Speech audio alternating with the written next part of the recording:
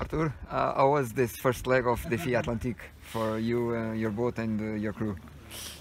C'était super chouette, c'était une super régate. On a mis 11 jours nous pour arriver ici. On était un équipage de 3 jeunes de 24, 25 et 28 ans. Clément c'était sa deuxième traversée, Foucault sa première. Et du coup c'était super de pouvoir partager un petit peu plus mon expérience avec eux sur ces étapes et de traverser en classe 40 en configuration de course, c'était génial. Nous on avait déjà fait l'an dernier le parcours mais en convoyage et donc c'est super cool de le faire en course avec tous les autres bateaux à côté et de jouer un peu la gagne. And what about this kind of route from Caribbean to France with this stop in Horta? C'est plus compliqué que la route du Rhum dans le sens où on n'a pas l'anticyclone des Açores et qui nous permet de descendre et d'avoir du vent portant. Mais c'est super intéressant pour notre bateau parce qu'ils aiment bien les bords de reaching nous, à 90 degrés du vent. Et du coup, travers au vent. Et du coup, c'était super intéressant les 3-4 premiers jours de monter très vite vers le nord. Et c'est vrai que quand on regarde la carte, c'est bizarre parce qu'on monte vers le nord et ensuite on tourne. Et ça fait, à chaque fois, ça tourne complètement et ça permet d'arriver à Horta. Et c'est super de s'arrêter à Horta. Nous, on s'est arrêté ici l'an dernier. On est vraiment tombé amoureux de l'île. On adore ici. On est très content de revenir. Et c'est génial d'avoir ce petit archipel au milieu de l'Atlantique. And for you, is this the first race from west to east? En course, non, j'avais fait la Québec-Saint-Malo. Oh, ok. Donc c'était à peu près pareil avec la descente du Saint-Laurent et la traversée de l'Atlantique.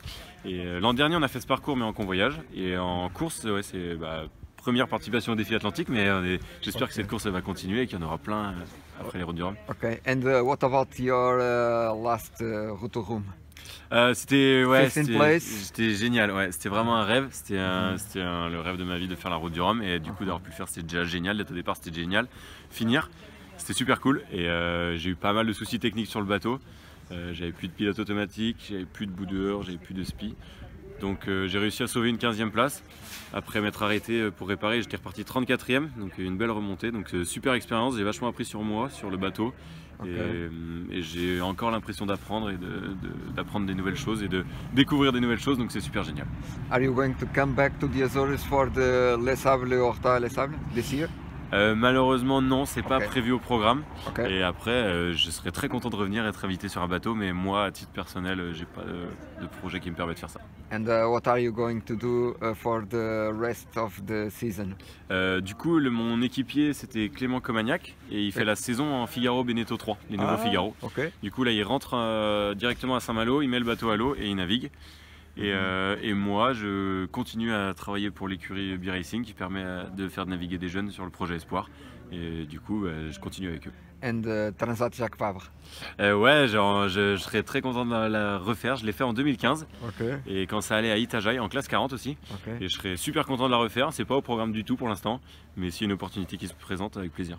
What can this crew do for the second leg? C'est les propriétaires du bateau qui vont faire la deuxième étape pour se qualifier pour la Jacques Vabre justement. Ok. Merci, au revoir. Merci, au revoir.